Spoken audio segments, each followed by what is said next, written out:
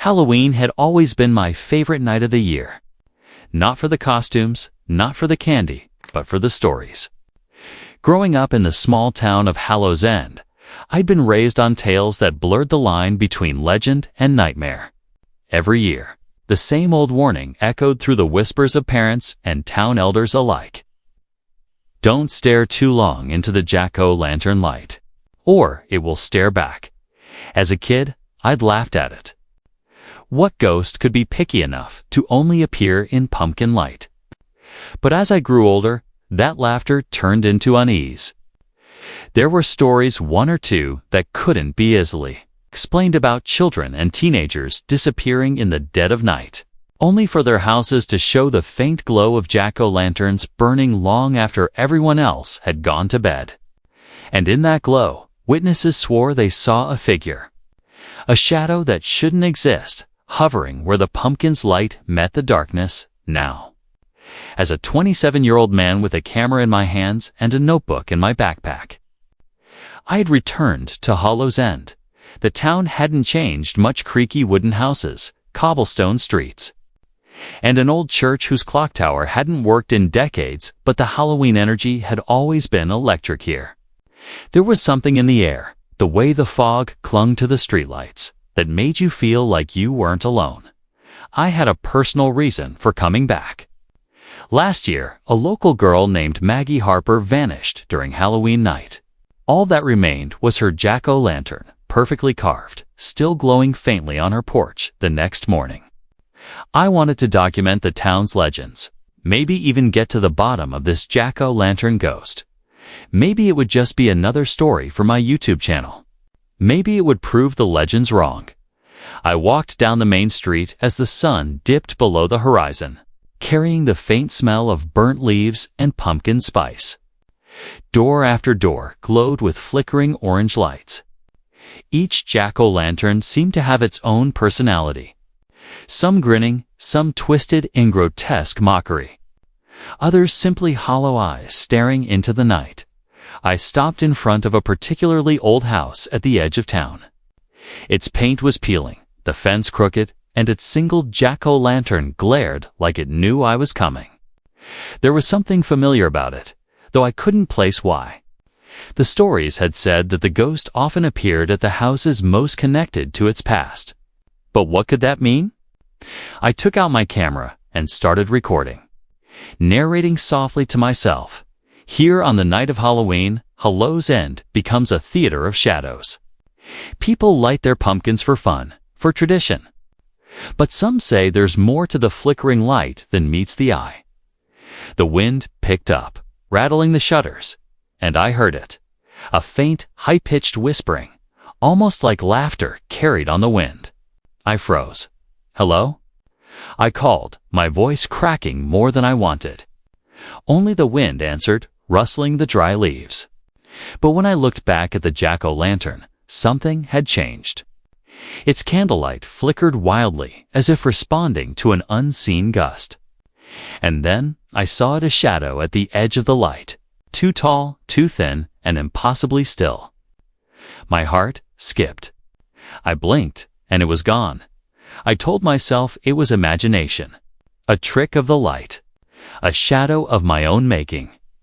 But deep down, I knew that first glimpse meant something. Something was waiting for the jack-o'-lantern to catch your eye, waiting to be seen. And once it was, there would be no turning away. I moved on, keeping my flashlight and camera ready, but I couldn't shake the feeling that I was being watched. Every house I passed seemed to have an extra flicker, an almost imperceptible movement in the light. Even from a distance, I thought I saw shapes, leaning, peering, waiting for me. By the time I returned to the center of town, the streets had emptied. Kids had run home, their parents calling them in. But the jack-o'-lanterns remained. All around me, the faint glow illuminated the fog like a network of tiny lantern beacons. And in the center of the town square, there was one pumpkin that seemed different. Larger than the others, carved with an expression so cruel it made me flinch. Its candlelight pulsed, almost like a heartbeat. I approached it cautiously, the wind dying down to a whisper. And then I heard it clearly. Not a whisper this time. A voice. I see you. I spun around, heart hammering, but the square was empty. Only the pumpkin remained. The voice had been soft, chilling, almost maternal in tone. Yet there was menace behind it. I fumbled for my notebook, writing quickly. The ghost. It speaks, and it knows I am here. That was the moment I realized Halloween in Hallow's End wasn't just about costumes, candy, or children's pranks. There was something else, something that existed only in the flicker of jack-o'-lantern light. And tonight, I was going to see it fully. I didn't know it yet, but the night was far from over. And the pumpkin ghost, whatever it was already beginning its watch. Asterisk. The voice lingered in my mind as I walked away from the menacing pumpkin in the town square. I see you. I kept repeating it to myself, trying to convince myself it was a trick of my imagination.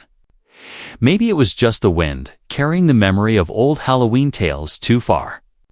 But deep down, I knew it wasn't just a story. The streets of Hallow's End had emptied completely. The fog seemed thicker now, curling around lampposts and carving shadows into the cracked pavement. Every jack-o'-lantern flickered in rhythm with my heartbeat, tore so it felt. My camera, strapped across my chest, recorded everything. But I found myself staring at the viewfinder less and less, too afraid that if I looked at the screen, the ghost would know I was watching. I decided to stop at the Harper residence, the same house where Maggie disappeared last year. The porch was empty, except for the faint glow of a single jack-o'-lantern. Its grin was uneven, almost cruel, as if mocking my curiosity. My hands trembled as I adjusted the focus on my camera and stepped closer. Then it happened. The first real sign that this was no ordinary Halloween prank. The pumpkin's light flickered violently, brighter than a candle should, and a shadow stretched out from its hollow eyes. I froze. My breath caught in my throat. The shadow grew taller, twisting unnaturally. It moved independently, gliding across the porch without touching the ground, and then I saw it. A figure, human in shape but impossible in form. Its head was slightly too large, its limbs too long, and its eyes, hollow black pits, reflected the jack-o'-lantern's glow like twin voids. It didn't move like a person, more like liquid shadow taking human shape. I wanted to scream, but my voice was gone. My body refused to move. The ghost tilted its head, as if inspecting me, and then it vanished in a blink. The light from the pumpkin flickered back to normal, but my heart was still racing. I backed away slowly, my notebook open, scribbling as fast as I could. First, confirmed sighting. Not a trick of the light. Not imagination. Something is here. Something that only appears in jack-o'-lantern light. I needed answers. I needed someone to explain what I was seeing. So I headed to the only person in town who might have knowledge of Hallow's End's older legends, Mrs. Wren, the librarian. She was ancient, with skin like parchment and eyes that seemed to remember every story ever told in town. If anyone knew about the pumpkin ghost, it was her. The library smelled of dust and old paper. Even on Halloween night, Mrs. Wren looked up from a massive tome as I entered, her eyes narrowing. "You've seen it?" she said, without preamble. As though my very presence confirmed her suspicions, I swallowed. I think so. It was on the Harper porch. It moved in the light of the jack-o'-lantern, her lips pressed into a thin line. She gestured for me to follow. "Come, if you want to understand. You must see the records." We walked through rows of forgotten archives until she stopped at a set of yellowed newspapers and handwritten journals from decades past. I leaned over, my eyes scanning the pages. There were accounts, terrifying, consistent accounts of people seeing a ghost only where pumpkin light fell. Children, teenagers, even adults. Some vanished entirely. Others returned, but They were never quite the same. This spirit, Mrs. Wren said softly, is drawn to the glow of pumpkins. Not the candlelight itself, but the attention the light commands. It watches, waits, and sometimes it chooses. I swallowed hard, my hands shaking. Chooses what? To be seen. And to respond. It thrives on being noticed. And once it notices you, it remembers you. I thought of the voice. The words that had chilled me to the bone. I see you suddenly. A faint rustling echoed from outside the library windows. I turned. Through the fog, I thought I saw flickers of orange jack-o'-lantern light moving independently, drifting closer. My heart pounded. The ghost wasn't content to just appear on porches anymore. It was seeking me. Mrs. Wren placed a trembling hand on my shoulder. You must be careful. Once it knows you, it won't rest until it's completed its purpose. And that purpose may not be survival. Asterisk, I nodded, unable to speak. I had wanted a story for my channel, proof of the legend, but now proof seemed like a curse. My camera felt heavier in my hands. Every flicker of pumpkin light outside made my stomach churn. The ghost wasn't hiding. It was hunting. Asterisk, and then, through the fogged windows, I saw it. Not just a shadow, this time a figure in full. Standing upright, its hollow eyes locked on me, its long limbs moving with impossible grace. The jack-o'-lanterns on the street seemed to bow to it, illuminating its form in bursts of orange light. Asterisk, I barely whispered, my voice trembling. It's real. Mrs. Wren nodded grimly. And it knows you.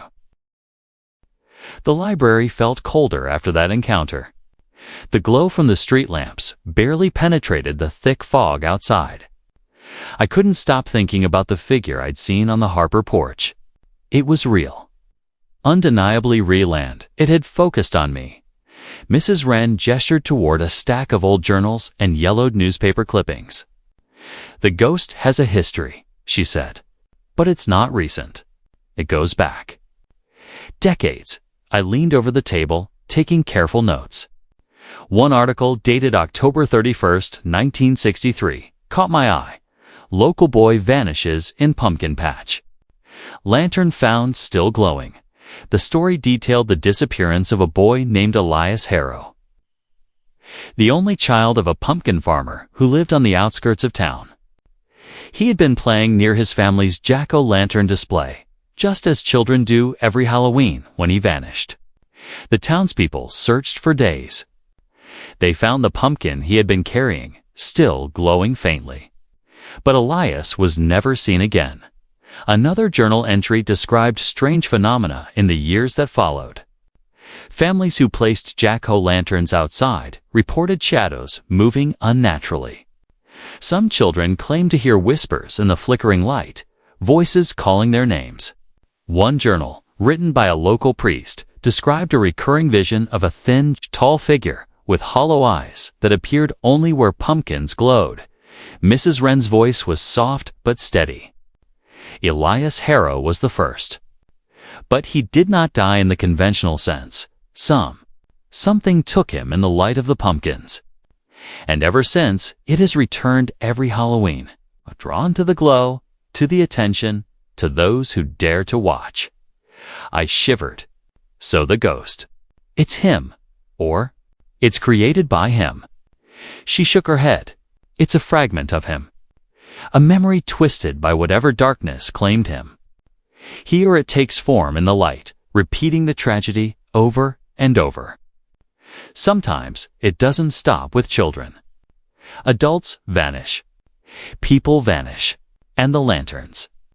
The lanterns are the key. Without the light, it cannot manifest. My mind raced. Every detail fit what I had seen. The Harper house. The street. The jack-o'-lanterns that seemed to flicker in anticipation. I had been walking straight into its path without even knowing it. I needed to see the Harrow farm. It was on the edge of town, abandoned for decades. Rumor had it that the pumpkin fields grew wild now, twisted and overgrown, and that no one dared to enter after dark. But I had to understand. I had to see where it all began.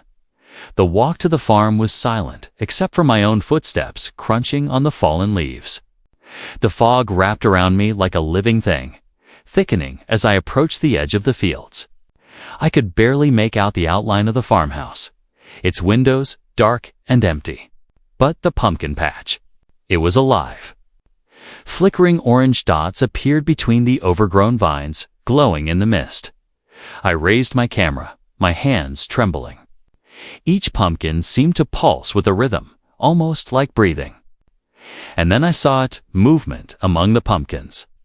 A figure tall, thin, impossibly still stepped into the flickering light. Its hollow eyes met mine. I froze, unable to move or speak. The air felt heavy, almost electric, as though the entire field had become aware of my presence. The ghost tilted its head, slow, deliberate. And then it vanished. Not into the shadows, but into the light itself, as if the jack-o'-lanterns themselves were swallowing it. I stumbled back, heart pounding. I whispered to myself, trying to make sense of it. This isn't just a ghost. It's part of the pumpkins. It exists in the light dot. Suddenly, a wind rushed through the field, stronger than any autumn breeze should be. Pumpkins rolled slightly, flickering brighter, and I heard it again soft, chilling, calling my name, Masam. I dropped my camera in shock, scrambling to pick it up. Every instinct screamed at me to run, but my curiosity anchored me to the spot. I knew that if I ran, I might survive the night. But if I stayed, I might finally understand Mrs. Wren's warning echoed in my mind. Once it knows you, it won't rest until it has completed its purpose. I had been seen. It knew me. And somewhere in that twisted pumpkin field, the ghost waited, ready to make its next move. I barely slept that night. Every time I closed my eyes, I saw those hollow eyes, flickering between shadows and light, watching me from every corner of my room, even in my dreams. The jack-o'-lanterns appeared grinning, pulsating, their light growing brighter and more suffocating with every blink by morning. I was exhausted, but the obsession had already taken hold. I needed to know more. I couldn't ignore the pattern. Every appearance, every whisper seemed tied to the pumpkin's light. That realization made every decorated porch in Hollow's End a potential trap. Every pumpkin I passed could be watching me, waiting. I returned to the Harper house. The pumpkin that had been so menacing the night before now lay smashed on the porch, candle extinguished. Part of me hoped that meant it had retreated. Part of me feared that the absence of light was only temporary, a lull before the storm. And then I noticed something chilling. The pumpkins on neighboring porches began flickering on their own. The flames inside did not burn like candles, they burned like something alive, flickering in unnatural patterns, bending shadows in impossible ways. As I filmed, I saw shapes moving inside the light. Shadows that weren't mine. Figures crouched, lurking, reaching just beyond the pumpkin glow. I could almost hear faint whispers, children calling for help. Faint and distorted, but interlaced with laughter. Not innocent laughter, but cruel, mocking, and entirely human. That's when I realized the ghost didn't just appear. It reacted. It twisted light and shadow to draw my attention, feeding on my fear, testing me, determined to understand. I returned to Mrs. Wren. She listened quietly as I described the flickering, the whispers, the sense of being hunted. She didn't flinch. She only nodded. "Double quotes, it knows you now," she said, "and it will escalate. It starts small flickers, whispers, but soon it seeks to isolate its prey." The pumpkin ghosts of Hollow's End are patient but relentless. And when it cannot take them, it punishes the town. Her words made my blood run cold. Punishes the town. How? She pointed to a ledger of past disappearances. Notice the pattern. Those who encounter it often vanish, but the town itself suffers. Sometimes fire, sometimes accidents, sometimes more vanishings.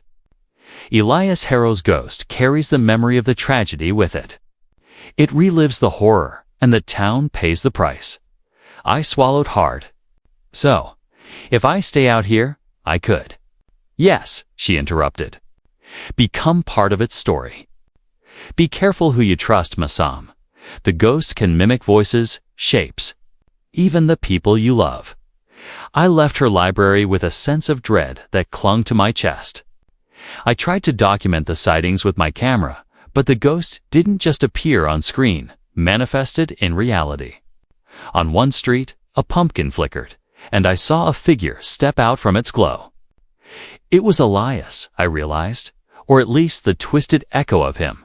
Thin, elongated, limbs bending in impossible ways, eyes hollow and black as the void. He didn't attack. Not yet. He just waited. And then the wind carried a whisper across the street. Masum?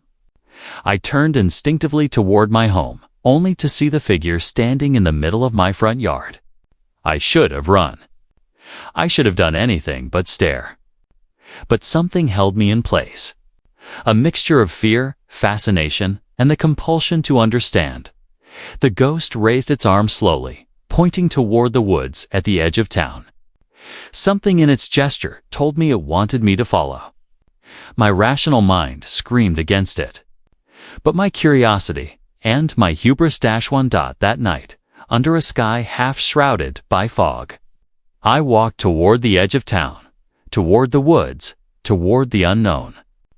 Each jack-o'-lantern I passed seemed to lean, its light flickering faster, pulsating like a heartbeat. The ghost led, always visible only in the glow. Every step I took, the shadows seemed to stretch farther, closing in behind me, and then, as I reached the tree line, I realized the ghost wasn't alone. Shapes moved among the trees, twisting in the orange light. Silent. Watchers of the hunt. I whispered to myself, voice shaking. This isn't just a ghost. It's a predator, and I'm its prey. The pumpkin ghost tilted its head and smiled, or at least, the hollow eyes made it look like a smile. And I understood, with a deep, sinking terror. Tonight, I wasn't going home. The woods were alive with a strange, unnatural silence. Leaves barely rustled under my feet, and the jack-o'-lanterns seemed to float on their own, casting ghostly light along the path. I could feel the eyes of the pumpkin ghost on me, following every hesitant step I took. I tried to rationalize my fear. It's just a story, just shadows, just fog. But the thought died when a pumpkin floated into my path, its hollow grin wider than any human smile could be. And in its flickering light, I saw it Elias, or the thing he had become. It raised its hand slowly, pointing at me. But then the forest around us changed. The shadows twisted into faces, screaming silently, their mouths open, but no sound coming out. Hollow eyes stared at me from every tree trunk, every vine, every patch of fog. I realized with horror, the ghost carried all of its victims with it. Trapped in the light, I stumbled backward, tripping over roots, and landed hard on the forest floor. Pain shot through my arm as I tried to push myself up. That's when I saw the ground near me shift, a mass of orange glowing pumpkins spiraling like they were alive. The air smelled of smoke and rot, and the whispers grew louder. My camera slipped from my hands, but I couldn't care. Survival had taken over any desire to record. I had to escape. Suddenly, the ghost was closer, stepping through the light, limbs bending in ways no human body should. Its hollow eyes bored into mine, and I felt it probing my thoughts. The legend was true. It wasn't just a ghost. It could sense fear, feed on it, and manipulate perception.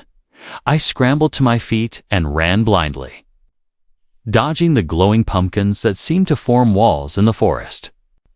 The whispers grew frantic, angry now, distorted voices of children and adults who had vanished over decades.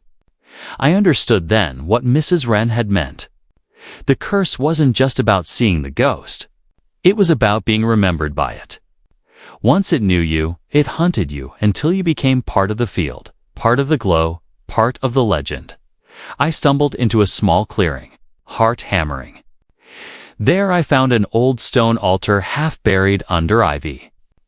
On it lay a journal bound in cracked leatherly Elias Harrow's personal diary, I realized. My hands shook as I opened it, flipping through pages written in a child's hand. Growing darker as the entries continued. October 31st, 1963. I can feel them watching. The pumpkins glow and the shadows move. I am afraid. Mother says I'm imagining it, but they are real. They are real, and they are coming for me. Tonight, I will hide in the patch. They will not find me. Later. I can see the other children in the lanterns. Their eyes are hollow like mine. The light. It takes us. I am part of it now. I must wait until someone sees me. And then they will join too. I dropped the journal as the air shifted behind me. The ghost was there again, closer than ever. It raised its arm, pointing directly at me. And in that moment, I realized, if I didn't act, I would vanish. Just like Elias and countless others. Desperation clawed at me. I remembered Mrs. Wren's words about the light being the key. I grabbed the nearest pumpkin, holding it like a shield. Back! I shouted, voice trembling, hoping the ghost could sense my fear as defiance. It paused, just for a moment. Then the ground beneath me seemed to warp.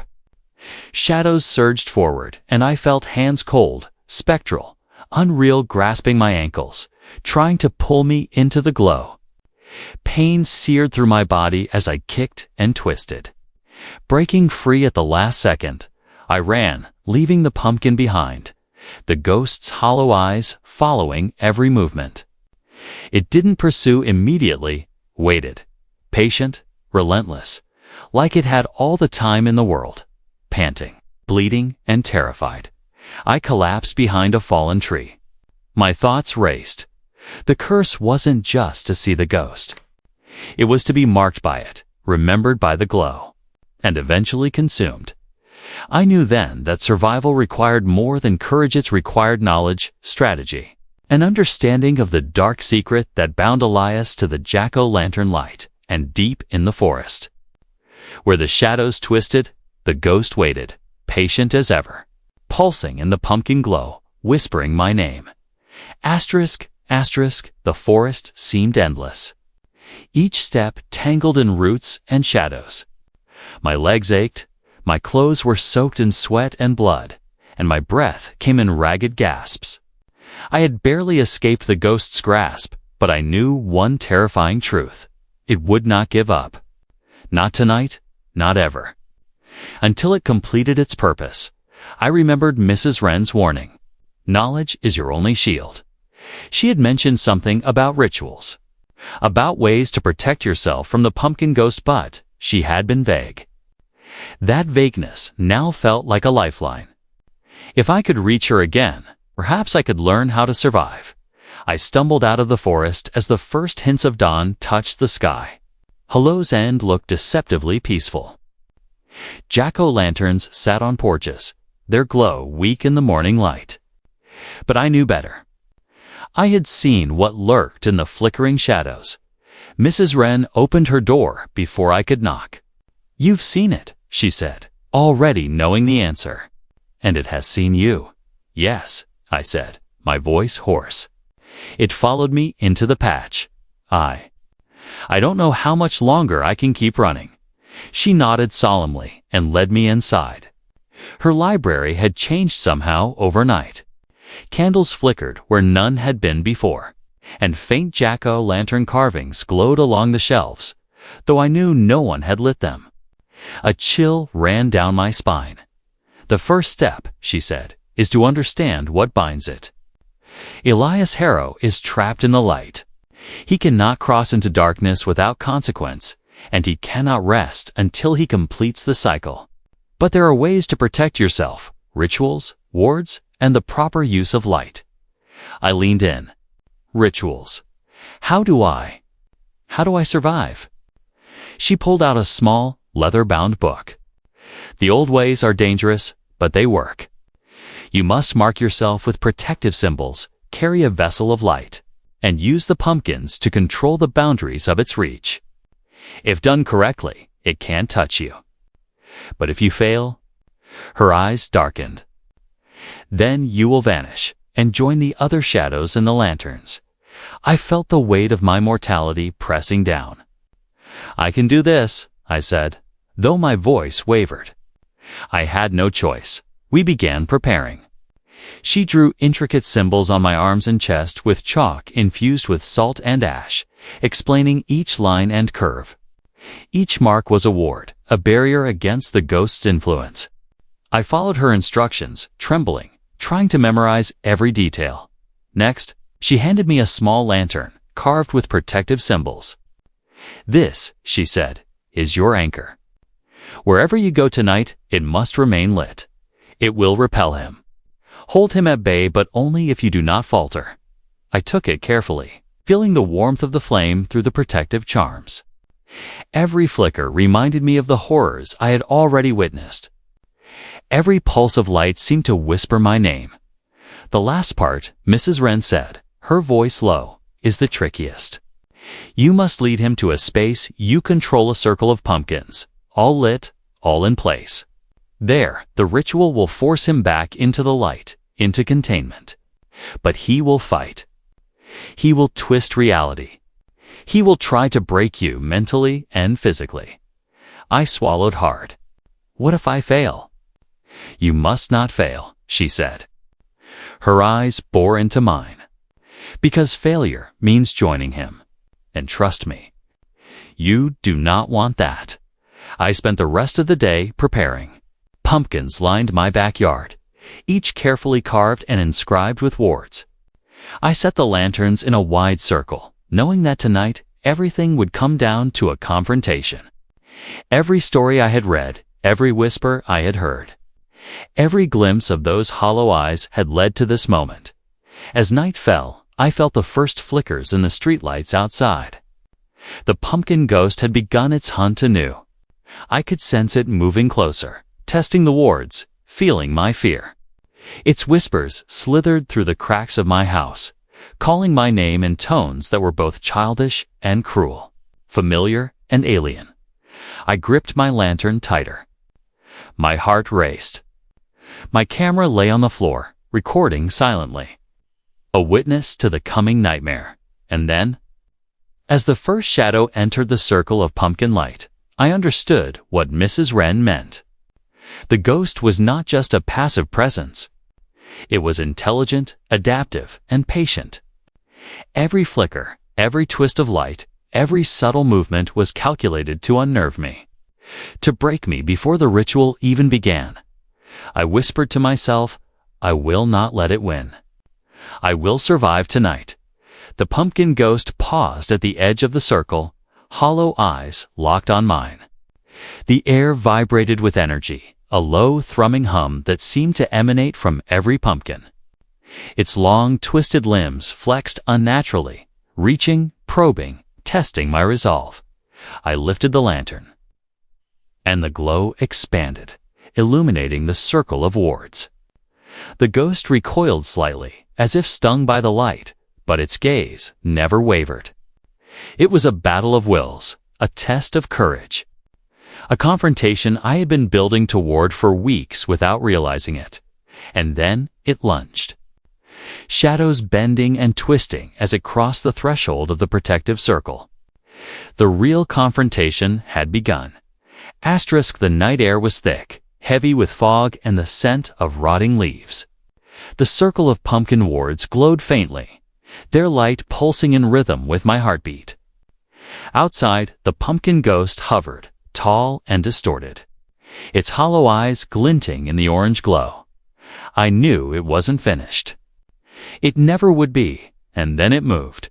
Not in a straight line, not in the predictable way of a living creature. It glided, slipping past the boundaries of my circle, twisting reality around it. Shadows stretched unnaturally, forming corridors of darkness between the pumpkins. The circle I had built, supposed sanctuary, suddenly felt like a trap, a maze leading me straight into the ghost's design. It was a labyrinth now. I clutched my lantern tighter, its flame flickering wildly, as if struggling against some invisible force. The shadows between the pumpkins twisted into shapes, sometimes human, sometimes animal, all distorted and grinning. I realized with horror that the ghost could manipulate perception. What I thought were empty paths could shift, turning corners into dead ends, floors into walls. Stay calm. Focus on the wards. The light is your anchor, I reminded myself. I moved forward carefully, tracing the edges of the pumpkin labyrinth, the glow illuminating my path. Every step made the shadows react, curling toward me, reaching, trying to touch. I could hear whispers, countless voices layered together, some familiar, some unknown, all calling my name. And then I saw it, a figure in the distance. Not Elias this time, but someone I recognized from town, a friend I had trusted. Their face pale and hollow, lips moving silently. The pumpkin ghost was mimicking them. I stopped. My mind screamed at me to run, but the ghost's mimicry had a paralyzing effect. I could feel it probing, testing my fear. I whispered through trembling lips, "I know it's not real. It's not real." The figure wavered, then vanished, replaced by the familiar, twisted form of Elias. Its limbs bent unnaturally as it advanced, the light from the pumpkins bending to illuminate him perfectly. I raised my lantern, chanting the protective words Mrs. Wren had taught me. The ghost hissed, recoiling slightly, but then surged forward, distorting the labyrinth further. Paths I had just walked twisted into new corridors, leading me deeper. Further from any exit, I realized the ghost controlled the space, not just the light. The pumpkin labyrinth was alive, reacting to my fear, punishing hesitation. Every step forward required both courage and precision.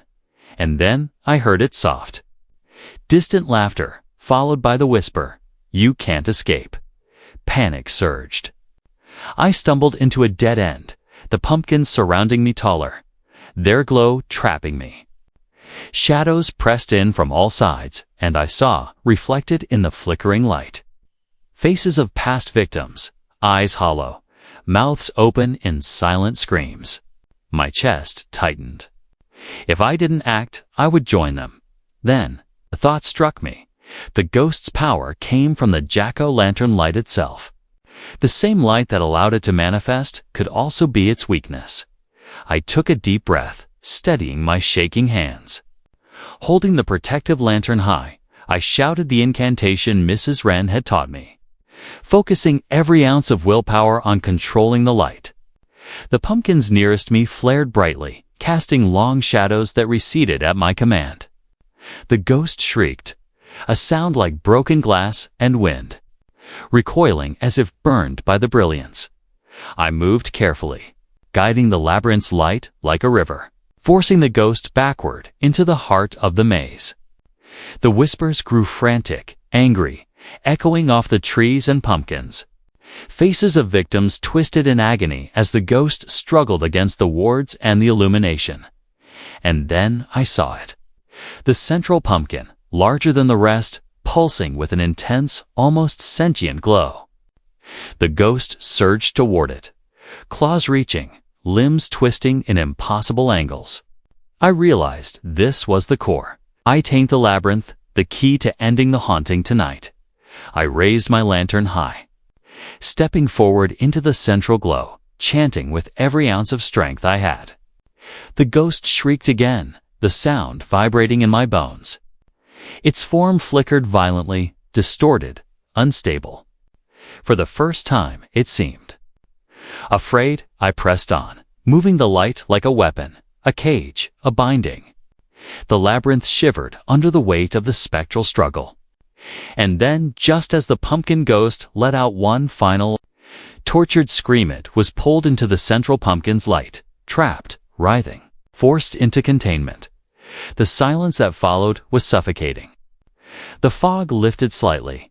The pumpkins ceased their unnatural flickering, and the whispers faded. I sank to my knees, shaking, my lantern still burning, my chest heaving. I had done it. I had survived. But at what cost? The pumpkin labyrinth was empty now, except for the central pumpkin glowing faintly, holding the ghost within. I knew the curse wasn't gone entirely, it never would be. But for tonight, I had forced it back, contained it, and lived.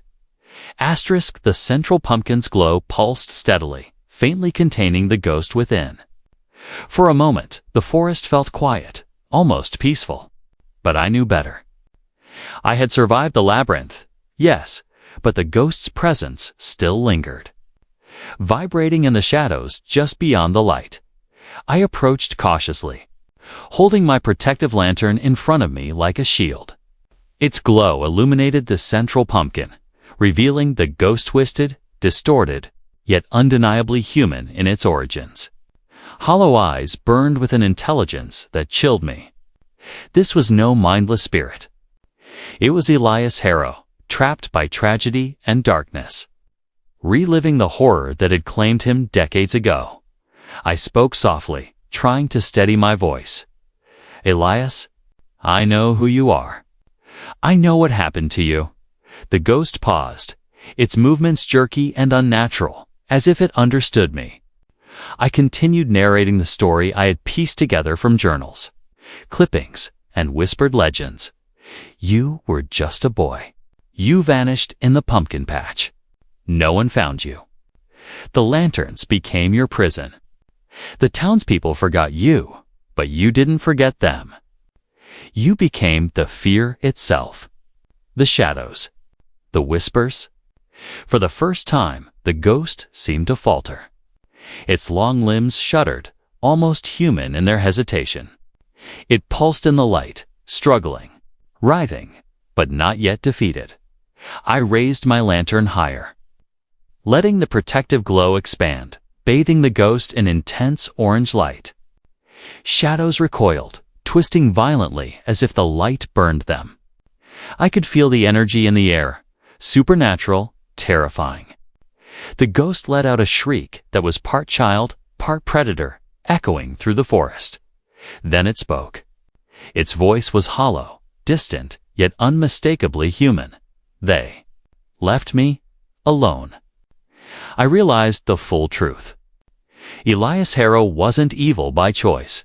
He had been trapped, abandoned, a boy turned monster by fear, neglect, and supernatural forces.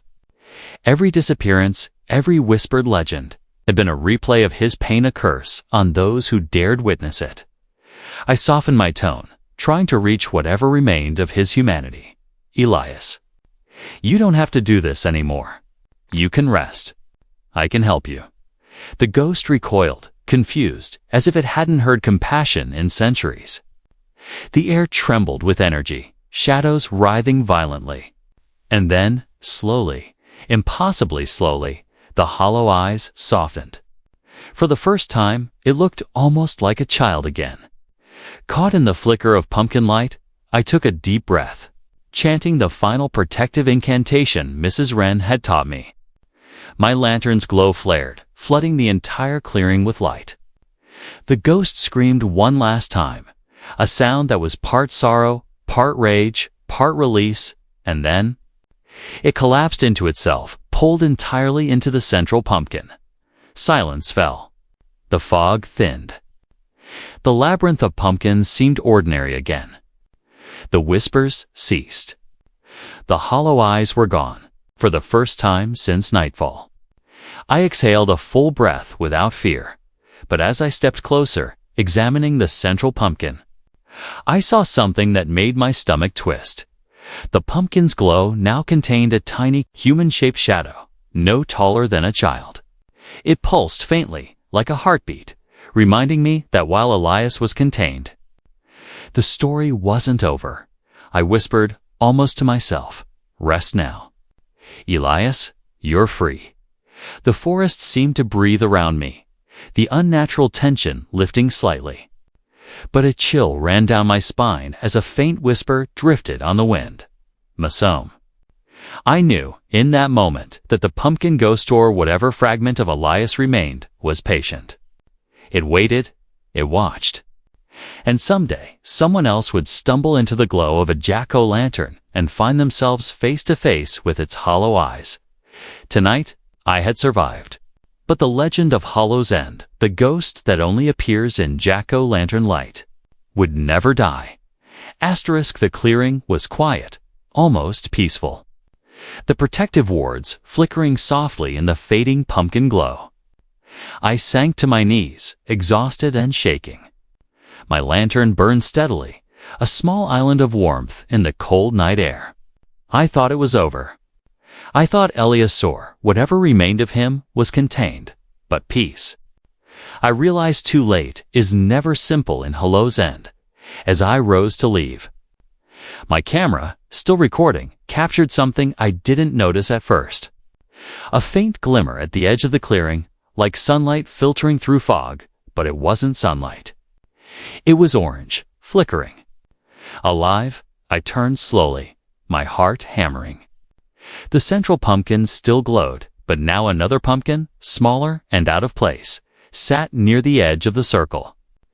Its flicker was subtle, almost shy, yet impossibly deliberate. And then I saw it, a shadow, thin and elongated, emerging from that flicker. Hollow eyes, black as night, locked onto mine. The ghosty Leos was smiling, a cruel, twisted echo of the child he had once been. I froze. Had I been wrong? Had the ritual only weakened him, not contained him? The whisper came, soft but clear. "Masom, you can't leave. Not yet." I realized the truth in a sinking, icy wave. The pumpkin ghost didn't just exist in the light of the central pumpkin. It existed in all light it could manipulate. Every jack-o'-lantern I had seen tonight, every flicker in the shadows, every glow I had ignored. They were all connected. Elias's spirit was not gone. He was contained for now, but only temporarily, and he could appear wherever the orange glow called him. Panic surged. I backed toward the edge of the clearing, scanning the labyrinth of pumpkins. Every shadow seemed to stretch toward me, twisting in ways impossible for the natural world. The whispers multiplied, overlapping voices, a chorus of the trapped calling my name, beckoning me to look, to stare, to join. I grabbed my lantern tighter, shaking. I knew what I had to do. I had to leave Hollow's End tonight. I had to destroy anything that could harbor the ghost's light. Every pumpkin along the streets, every carved glow that remained. I had to extinguish it before the curse could follow me. As I ran through the forest path, flicking and smashing pumpkins in my path, the whispers escalated, almost deafening now. "Masom. Masom, Masom." The ghost's voice was no longer just a whisper, was a roar of sorrow. Anger and rage pushing against the wards and my willpower. Finally, I reached the edge of town. The first hint of dawn colored the sky pale gray. The glow of jack-o'-lanterns faded in the morning light, the shadows retreating like frightened animals. I collapsed on the roadside, trembling, clutching my lantern like a lifeline. I was alive. Elias had been contained, and the curse, at least for now, was paused. But the camera on my shoulder, still recording, had captured everything. The shadows, the whispers, the glimmer of his hollow eyes flickering in the corner of the frame. Proof that the pumpkin ghost wasn't gone, merely waiting for the next Halloween, the next flicker of light. The next witness, as I finally stood, preparing to leave Hollow's End for good, I glanced at the screen of my camera. And in the footage, faint but unmistakable, I saw him, a shadow in the distance. Flickering in the corner of the frame, eyes hollow, watching me. Smiling, I whispered to myself, a chill crawling up my spine.